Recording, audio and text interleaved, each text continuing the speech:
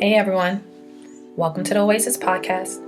I'm your host, Miss AJ. Thanks for tuning in. An oasis is something that provides refuge, relief, or a pleasant contrast, and that is exactly what you will find tuning into the Oasis Podcast. This is a space where I and special guests will be cultivating intentional and honest conversations about life's journey. Subscribe everywhere you listen to podcasts and watch us on YouTube now. Hey y'all, I'm back. See, I told y'all I was going to be intentional about releasing these episodes for you all. And here I am, as promised. So this episode is going to finally give some insight. We'll start to kind of map out or fill in the gaps, essentially, of the last life update that I had when I, announced my pregnancy. And I believe I gave an update up until I was about 6 months. So this is going to continue that portion of my journey, and the episodes after this is going to just add on to that storyline, I guess you can say. So those who are interested, please buckle in, because baby, this thing here was quite a ride. And I also want to throw in here that everybody, every person, and I'm going to say every mother has different life experiences. They have different experiences, and sometimes we have similar experiences and then we have different reactions, right? We have different things that stick with us. And I want to make this clear. I'm talking from my experience, my thoughts, my feelings. And if you agree, cool. If you don't, keep it pushing. And that's how I honestly feel. I will not be policed. I will not be bullied.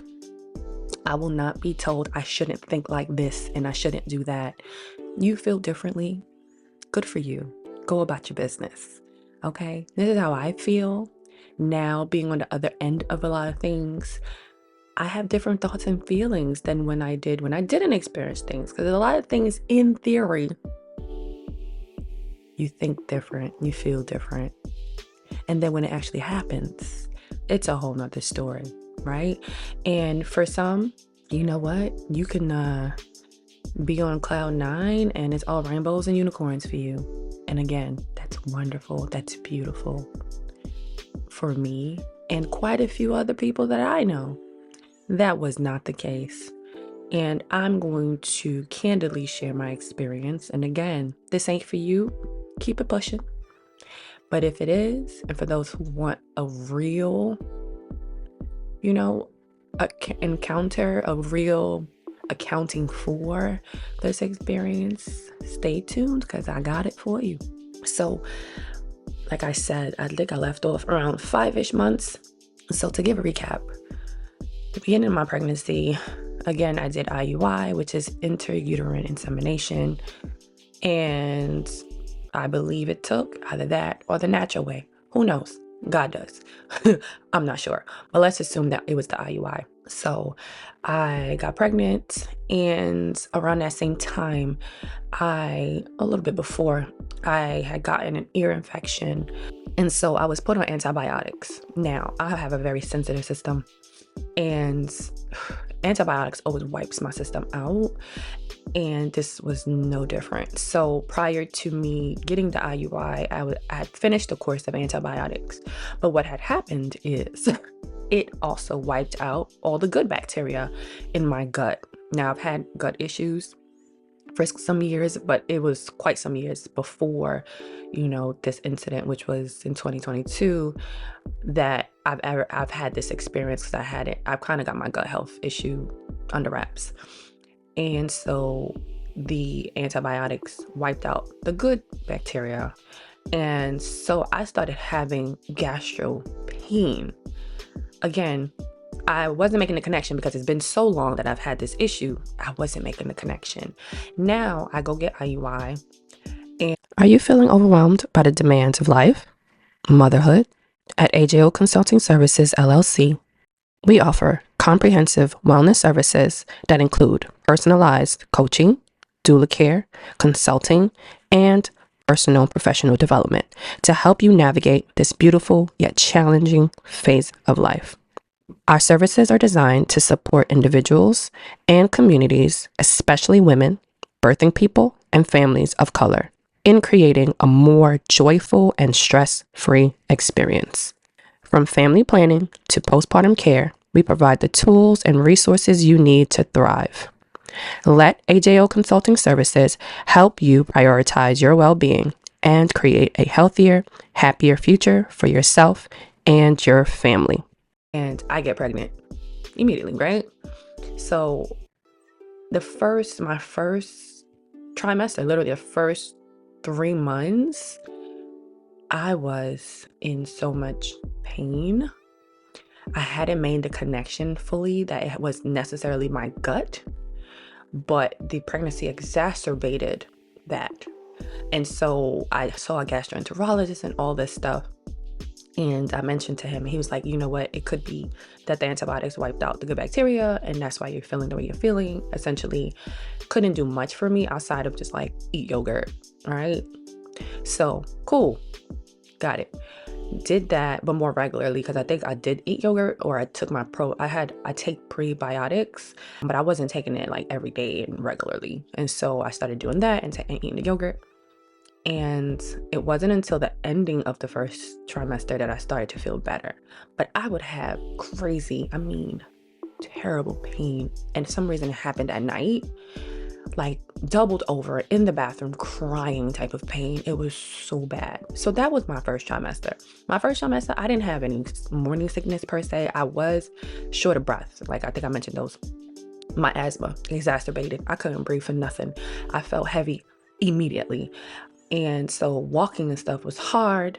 I had the gut issue, so I was in that pain I was talking about. But I didn't have like quote unquote morning sickness, right? That nausea, of course, being extremely tired, etc. Yes, cool. Not cool, but here we are.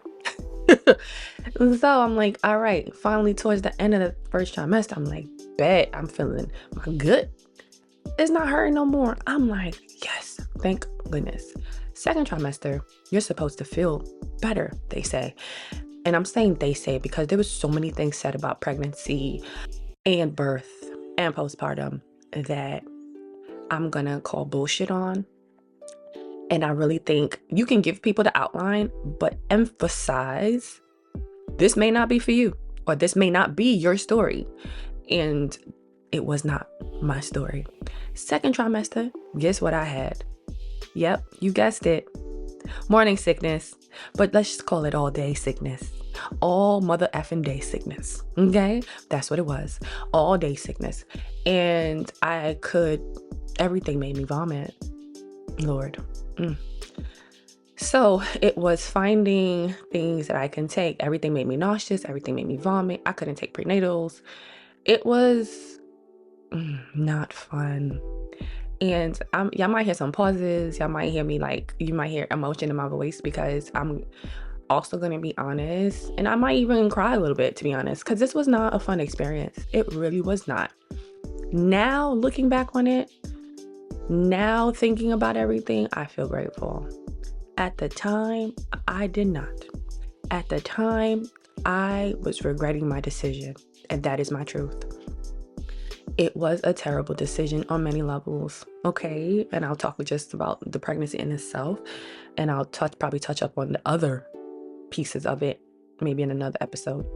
But it was terrible. And on top of all of this, you still got to function like a regular human being. Still had to work. Still had to be a productive human being and get your things done. Why? Why do people choose to do this? And that's literally was my thought. So second trimester starts. So I already gave you up until 5 months, I believe, but I think I might have missed, or maybe it started after I recorded that last episode. But as y'all remember, my fertility journey, etc., I had fibroids. Up until this point, the fibroids were not really doing much, which was a good thing, right? At one point, no, I don't think we were there just yet. No. We weren't necessarily at that point yet, so let me not even say that. But I had fibroids, and guess what they started doing? Pain. I thought I escaped. I thought I was done. No, I wasn't. So now it's the all-day sickness. Now I have fibroid pain. Oh my goodness. When I tell you that pain is like nothing I can even explain how bad it hurts. And can you imagine now you're like 5-6 months pregnant, experiencing this terrible pain, and all you're thinking is something's gonna happen to this baby, something is wrong. And come to find out, it was my fibroid that was losing its blood source because the baby, right, was, siphoning and taking, its nutrients and such, which in essence is a good thing because that means it's supposed to be getting smaller and it's dying.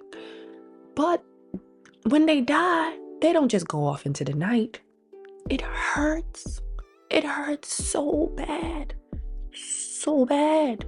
And I would love to say that this was the only point in my pregnancy where this happened, but it's not. So around 5 or 6 months, I had this pain that lasted about a week. Terrible, terrible, terrible. I'm a person that don't like taking meds. I will try my hardest to find some natural remedy to rectify whatever's wrong with me. But if I take the meds, Lord knows I need it.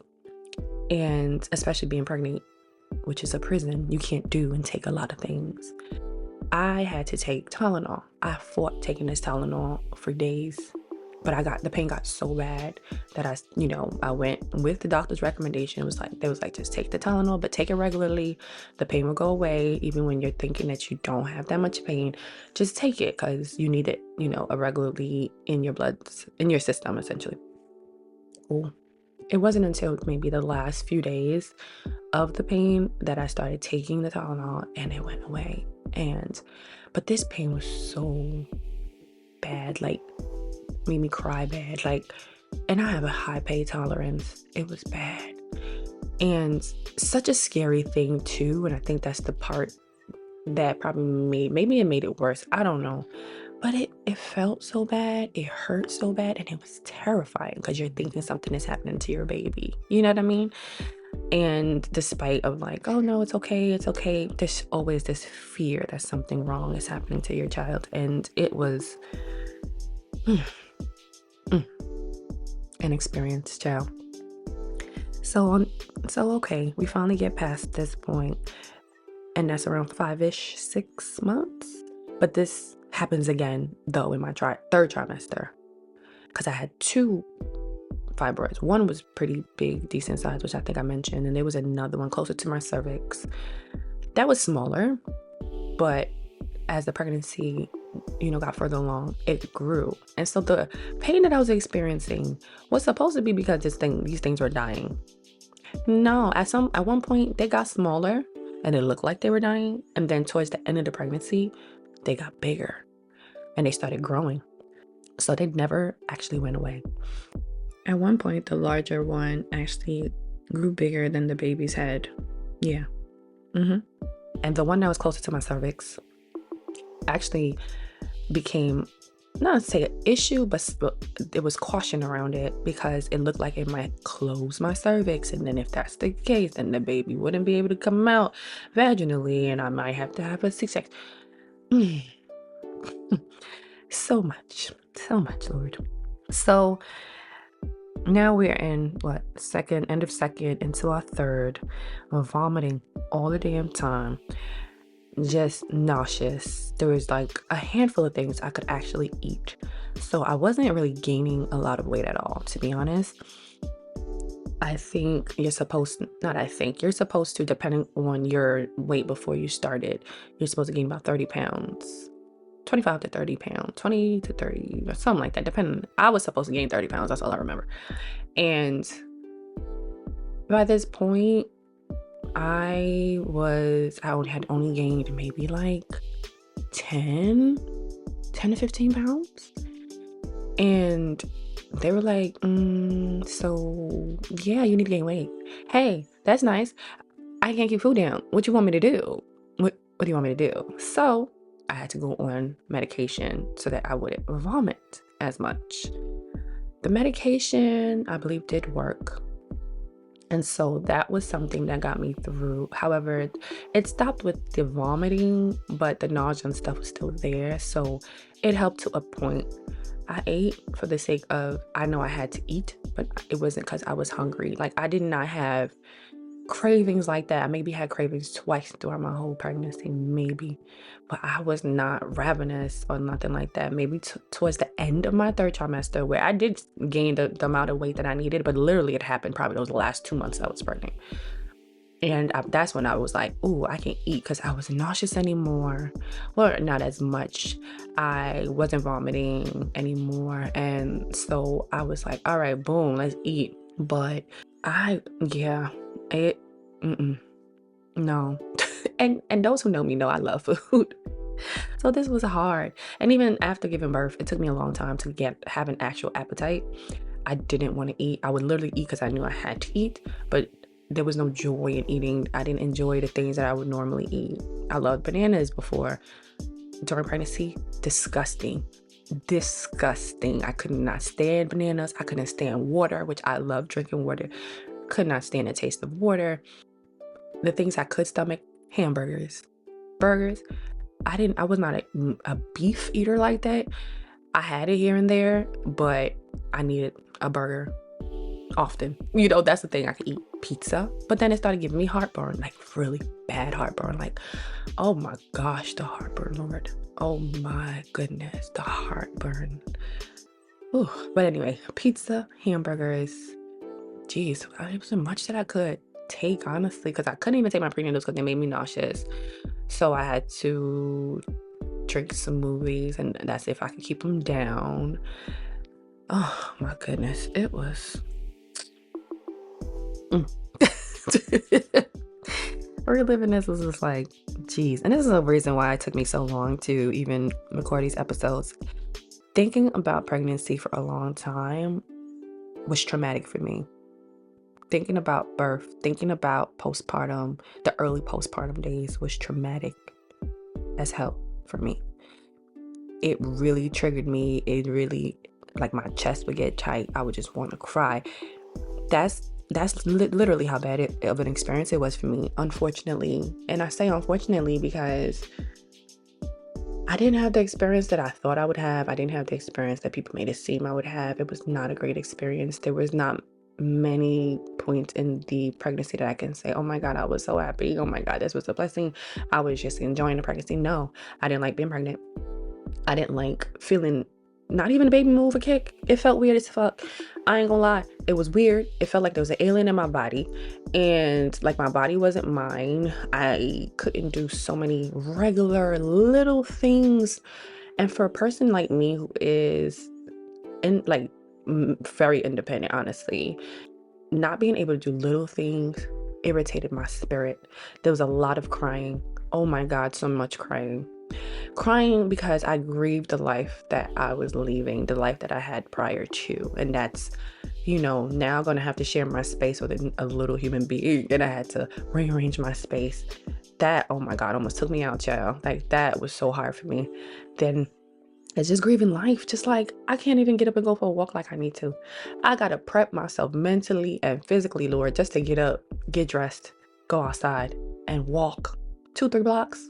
Was an endeavor. It was so hard. And mind you, during this time, we still had a property to manage. So going back and forth to the property and all this stuff, it was, when I tell you it took real mental fortitude, I'm so in this, of course, in hindsight, I can say this. I'm grateful for my body and its strength and how strong it is and was during that time, because it was so hard. It was so hard. And I'm so also grateful, again, in hindsight, for my mental fortitude, for the work that I did prior to getting pregnant, because I could have easily fallen into a deep depression because shit was hard. Shit was difficult on so many levels. And I could have easily just stayed in my house and just cried this pregnancy away and just been sad. But I was able to like, nah, I'm not gonna let certain situations and things keep me down and push me down. And I just kept going for that, try to stay as positive as I can, even though these things were really heavy on my mind. And yeah, now I'm very grateful for it. But at the time, it was so difficult. It was so hard. It was so difficult. And because I was over 35, I was considered what it used to be called a geriatric pregnancy, but now it's called advanced maternal age. There were so many damn doctor's visits. Oh my goodness. I'm already as big as I don't know what. And these people keep wanting me to lug my behind to these doctor's visits to do what? I don't know. But constantly doing ultrasounds and whatnot to tell me the baby's okay, which it's wonderful, right? In theory. However, gearing up just to go to these visits, again, energy, so much energy, but also emotionally, mentally freaking out because you're hoping that they're not going to tell you they found something, that something is wrong. So you're literally holding your breath until they like, okay, everything's good. All right, boo boo. And you're like, oh, okay. Till the next time. So in my third trimester, I forget what week it was, I had to go so it starts out monthly. And then again, depending on your age, I don't know if this works for everybody else, but then it became bi-monthly, every 2 weeks essentially. And then it became weekly. And towards the very end and last few weeks, it was twice a week, I think it was. One was a doctor's visit and then one was a visit to the hospital. So that might be a little bit different, people, because I was seeing midwives in Brooklyn. Again, I'm gonna shout out and plug ULA. They're not paying me for this, but they were everything I needed and wanted during my pregnancy. I love them and I would definitely recommend them. So they were in Brooklyn though. At the time, they didn't have them at an office, and then their hospital that they're affiliated with was in the city. So towards the end of the pregnancy, saw them in the office, made sure things were good. And then I would have to go another appointment in the city for them to do these ultrasounds and whatever else they were doing. So that was hard as shit. Okay. Oh my God, so many visits. And the aches and the pains of now. I'm not a big person. Those who know me know this. I am a very slim individual. At this point though, I've gained a good amount of weight, and so I'm not used to the weight that I'm carrying. On top of like, you have a whole human being in your whole uterus. Just navigate the complexities of life and parenthood with expert consulting. From family planning and navigating parental leave to workplace accommodations, AJO Consulting Services offer valuable advice and guidance on a range of topics. We'll help you make informed decisions and navigate the challenges with ease. Just weight on your abdomen. So my joints, my hips, oh my. It was such a task to just do these things, and it was so hard. And by the time it's almost time to give birth, you're just ready for this baby to come out. You're just like, I'm done being pregnant. I'm just done. I'm over it. And so that, for the most part, was the sum up of pregnancy. Of course, there were some things also that happened outside of the actual me being pregnant piece, and that included, but before I even say this, there are very significant times in your life where you're going to have these experiences or these big life-changing moments, and then you're going to see the true colors of people. Okay? Now, God, I'm not even going to start this conversation. I think I'm going to wait for another time for this piece of the conversation. However, and pregnancy is definitely one of them. Death, when somebody passes away, is one of them. And when you're getting married, I think, are the three that I can remember right now. I'm not sure if I'm missing any. But those are the 3 times in life, for real, where you see who's really for you and who's not. During this time, there's some people who show their colors and show their ass, baby. And I'm grateful for that, because I'm always happy when people show me who they are. Like 1000%. I'm always happy when people show me who they are. And then some of them was shocking and surprising, but I'm still happy they did it. You get what I'm saying? So some people stopped talking to me when I was pregnant. Now these are people who are my acquaintances. Like, we were acquaintances. We were not quite friends per se, but we were necessarily acquaintances. I don't know how to explain it. But I didn't tell a lot of people I was pregnant. Granted, if you saw me, you know I was pregnant, right? But I didn't live around a lot of people that I know. So, close family, and I literally mean close family. There was some family members that I didn't even find out until after, or like late in my pregnancy. So close family, close friends, and those who were not in those buckets per se were still people that I was close to, or I considered, in my inner circle. Everybody else ain't know. I literally announced my pregnancy. You know how people do their little big announcements on social media. I was already like 8 months pregnant. And I was like, oh yeah, I guess it's my turn, because everybody mama was announcing pregnancy. So a lot of people had babies the year that I had a baby, which was kind of cool. But yeah. And so some people felt a way about that. But why? You don't talk to me every day. I don't talk to you every day, and that's fine. That's the nature of our relationship. So why do you feel that I was supposed to give you a special announcement? I don't know. I just thought that was freaking weird. Maybe it's me. If y'all disagree, you let me know. However, this is something that is close and dear to my heart and my life. I'm not necessarily sharing this with everybody. Again, also, for me personally, I don't know if other people have this experience as well. I spent my whole pregnancy being afraid that this child would not make it, or I would not make it. So I'm a Black woman in America, and I was quote unquote a advanced maternal age pregnancy. So many things are tied to that. And again, my background is in reproductive health. I'm a trained postpartum doula. This is my realm. Having this information can be empowering, but it also brought fear. So I spent the good majority of my pregnancy in fear, to be honest. I didn't want to sit here and tell 1,000,001 people, and then God forbid it didn't happen. Because guess what? These people, one, probably ain't even going to check in on me, okay? But two, then having to go back and have to explain what the hell happened to all these people? Nah. That's literally what my thought process was. I didn't want to do that. Those who are close to me would know. And then it even took a lot for me to even announce it on social media. I had to kind of tell myself, like, we're going to be okay. This is okay. God got us. We're going to be all right. For me to even do that, because I felt like that was too big of a thing to announce to so many people. Because what happens if? And that's my truth. Like, I spent so much time in fear while I was pregnant and even postpartum, which that'll probably be another episode. But it was scary. It was scary for me. It was a scary time on top of it being painful. It was a scary time for me, and I spent so much time in fear that honestly I didn't get to enjoy it. Maybe in that emotional way, I didn't get to enjoy it. The physical was terrible from day one, but the emotional piece of it, I didn't get to enjoy. I didn't get to enjoy it because I was afraid, honestly, and yeah, it was just a lot in that emotional realm for me, to be honest. And some people took some things to heart. Some people knew, and outside of congratulations, and people that, again, these are people that, I told, etc., who I'm, again, not close friends, but, decent relationship. And these niggas never followed up, never said, hey, how are you? How are things?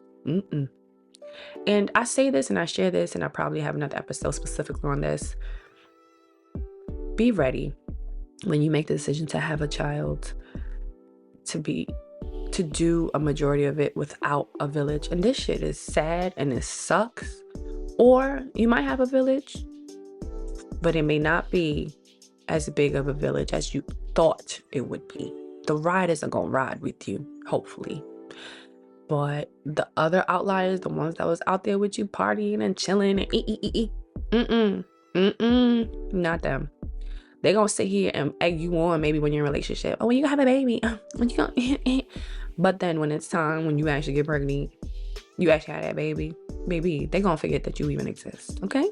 So I'm just gonna throw that out there. Just be ready for that. Granted, I didn't have this expectation of this huge village. I didn't. I'm gonna be real about that as well. But I did have in my mind some people I'm like, for sure that's gonna ride with me.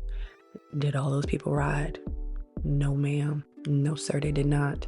But at least my expectations were more realistic.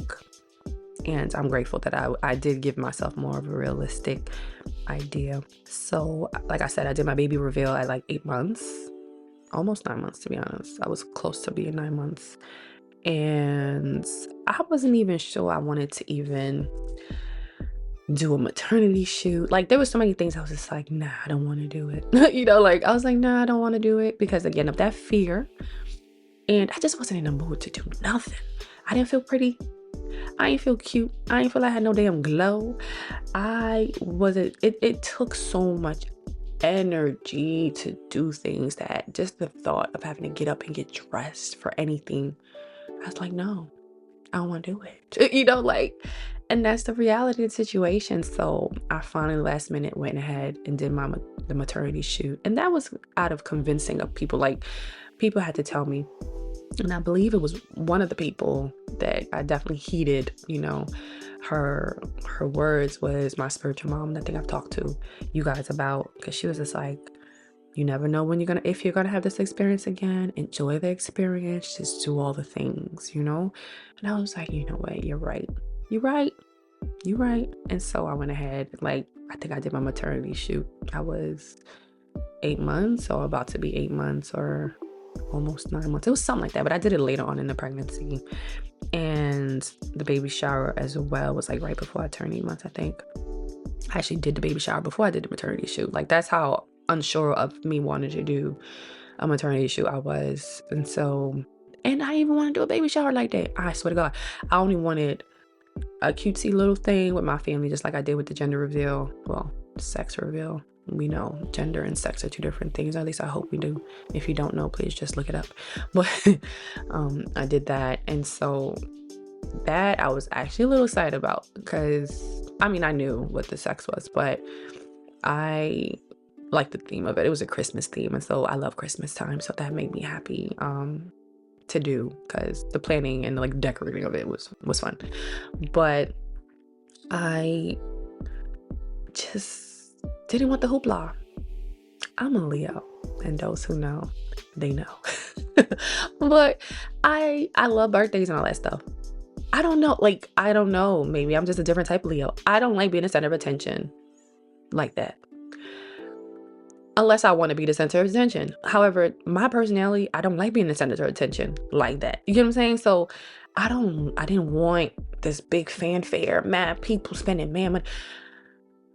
It happened though, and I'm happy it happened. It went very well. And my sister and my cousin, my sister mainly planned it, which I'm grateful for. My cousin, I call her my work sister, but ended up being my business partner, etc. And a few other people helped and to get things going and get things done. And so I'm grateful for it, because it was beautiful. It was nice. The pictures were amazing. And so I'm happy in hindsight. Okay, yeah, that's nice, because I have the pictures and I can show baby girl. But if it was up to me, we would have did something in the backyard. If it was warm enough, we would have gone in the backyard. And we'd have had us a little old barbecue. I would have thrown on whatever. And it would have been just that.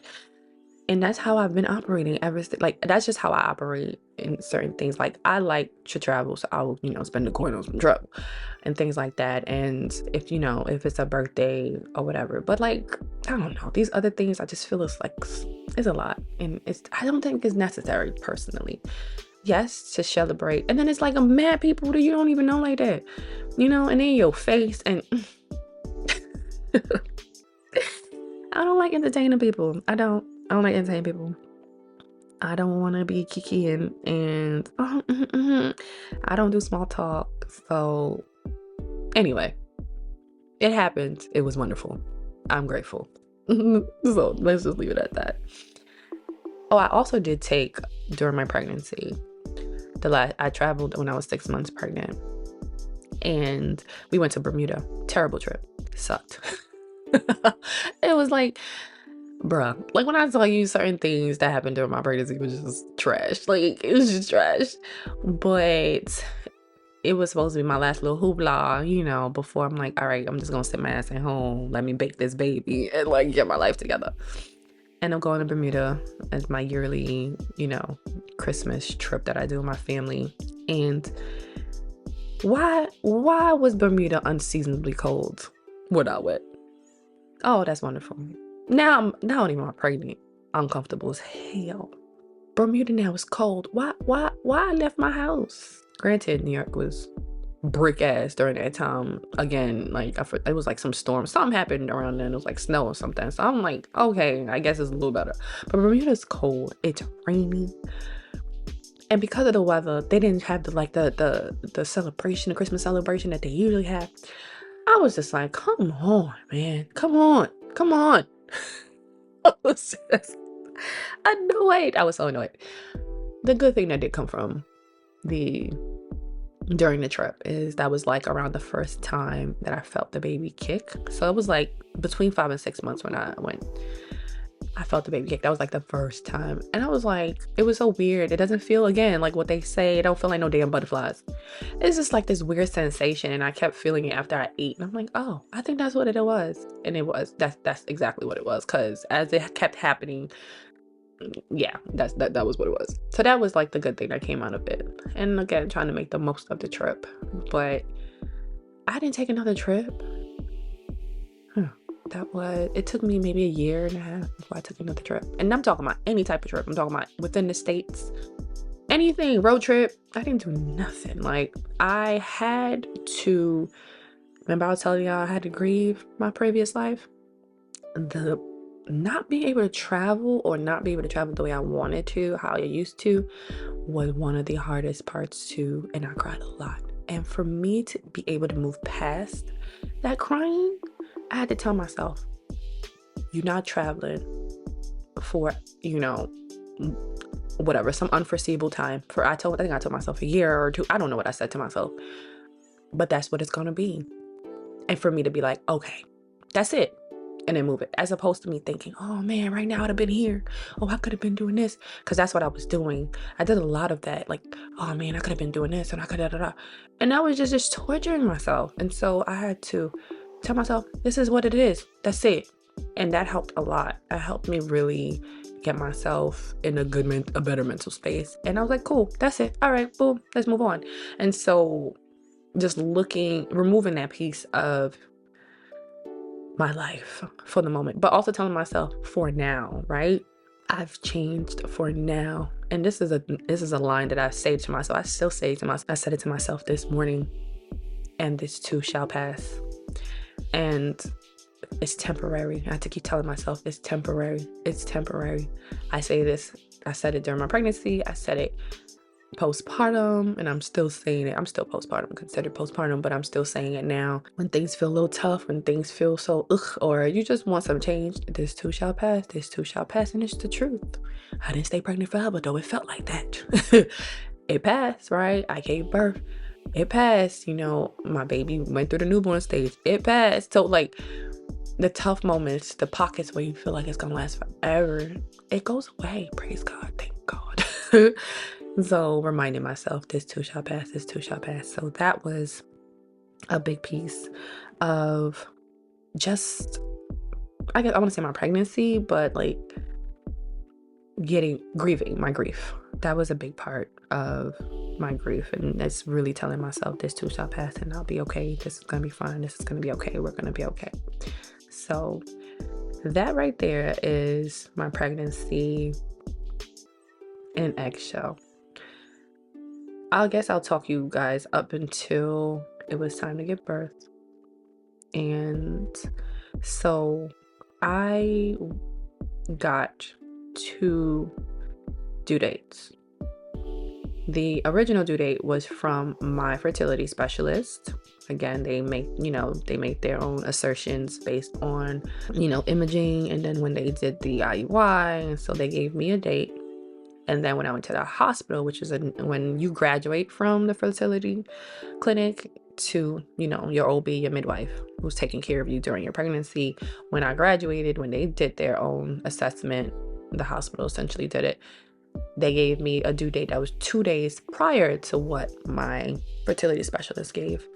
So, technically we go with what the hospital gave, but I technically had 2 due dates, right?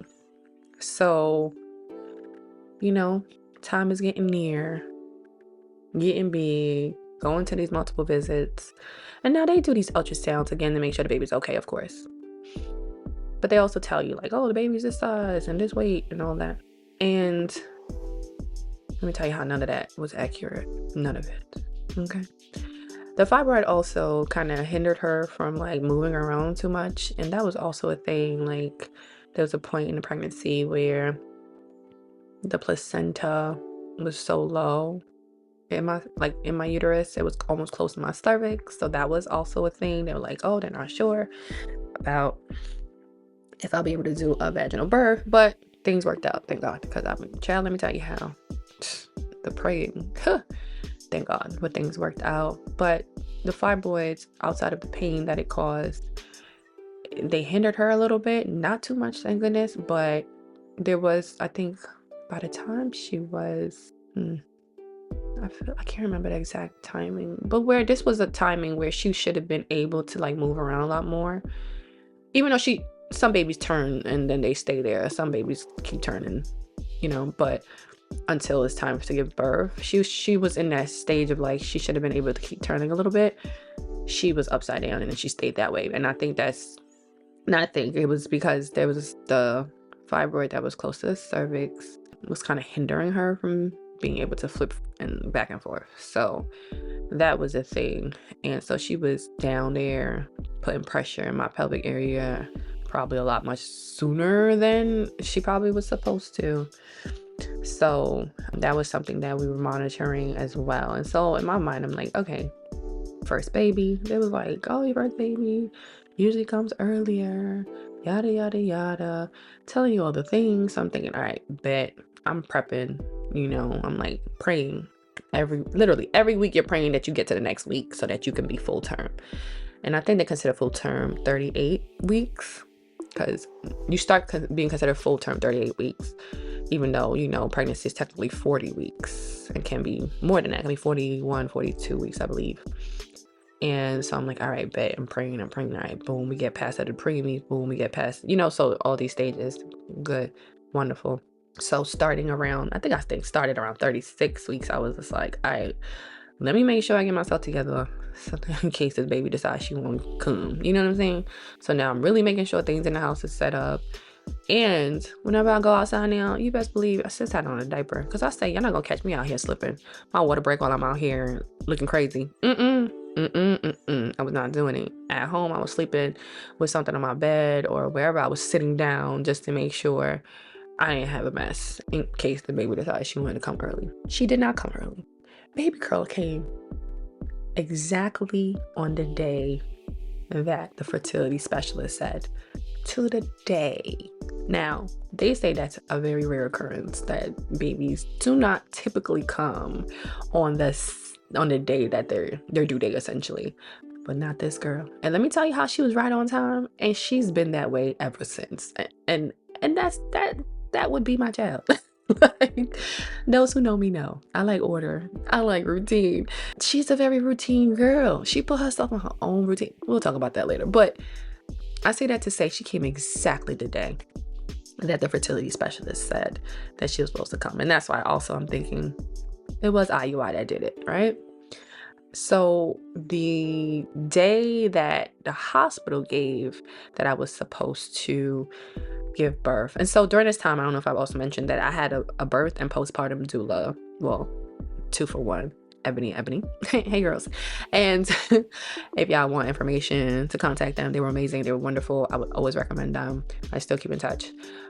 So they, was helping me through the process, getting me through things. And so the day that I was supposed to give birth, of course, the day before, like 2 days before, now the antennas are up. Like, oh boy, this is about to start, right? So I technically made it to 40 weeks, which again, He was like, oh, wow, okay, cool. Looks like you're going to ride this out. Yep, I'm riding it out full term, completely full term. So now the day that I was quote unquote supposed to give birth, not much was happening, like I believe it was, you get some uncomfortabilities, you get some cramping, the breast, what's it called, Braxton Hicks, but they weren't what, they were supposed to be. So, all right, I'm like, okay, all right. I'm like, babe, at this point, I'm over it. She needs to be evicted. It's time to come out. Okay. So I'm like, I'm still terrified of giving birth because listen, it's a scary thing. You want the baby out, but then you also like, this baby has to come out my vagina, Lord. How? And so, yeah, all the thoughts, but the thought that prevailed is I want this baby out. So I'm like, all right, the day comes and I'm like, I'm not feeling nothing. Okay, cool. All right. They give you recommendations to like, here's what you can do to get things going. So go for my usual walk. And then I do this thing called curb walking. Baby, let me tell you how that thing worked. Probably worked too damn well. So I walked, did my thing, did my curb walking. And literally by the time I'm walking back home, that pain starts coming in. I said, ooh, okay. And so like I said, I have a high pain tolerance. Ain't feel good. But it was like, I can do this. It's okay. So I'm literally for the rest of the day into the night having this pain Are you seeking guidance and support in life on your motherhood journey? AJO Consulting Services, LLC offers tailored strategies to help you overcome challenges, build resilience, and achieve your goals. Empower yourself with personalized coaching. The middle of the night into the following day. So this was a Sunday that I started having the pain. So overnight up until the next day, I'm kind of like, pain is increasing. Still manageable, but not. I'm like, I ain't never give birth before. I don't know. So I'm just like, I don't know what I'm supposed to be doing. And I had a doctor's appointment that following morning. All the appointments. Remember I told you all them damn appointments. And so I had a doctor's appointment. And so I'm like, I'm feeling a little like this. I'm feeling like that. I don't know. And so I think sometime during the middle of the night, I call my doula. Because she's like, okay, monitor this, monitor that. So now this is where I'm going to tell y'all that everything they said don't be happening like that. It don't be happening like that. I'm not going to give too much. Okay. I said I was going up until it was time to give birth. And then I'll give more account of like birth, that whole process. But essentially, the original due date, she was not original. The second due date, which was given by the hospital, was not the day that she came. But that's when I started having, labor pains. And so next episode, I will break down that whole birthing story and process. Of course, it's a story, just like everything. It's a whole story. So I'll do that next time. I hope you guys enjoy this. If you have any questions, those who are thinking about pregnancy and birth, please, I offer services. If you want somebody to walk you through it for real, and not that fluff that family and friends give you, please hit me up. I do free consultations. I have no issue us talking, touching base, really looking at what it looks like to get pregnant, become pregnant, and to ride out pregnancy. I do preconception consultations and coaching. So just hit me up. All right. And so I'll talk to you guys soon. Bye. Thank you for tuning into this week's episode of the Oasis Podcast. I hope you were able to find something that resonated with you on your journey. Don't forget to subscribe anywhere you listen to podcasts and YouTube. Rate us and leave us a review and comment on Apple Podcasts, iTunes, and YouTube. Share your favorite episode and like us on Instagram and Facebook. If you have any questions, comments, want to be a guest, or any show ideas, contact us at ajaysoasis@gmail.com. That's AAYJAYSOASIS@gmail.com. or direct message us on Instagram and Facebook.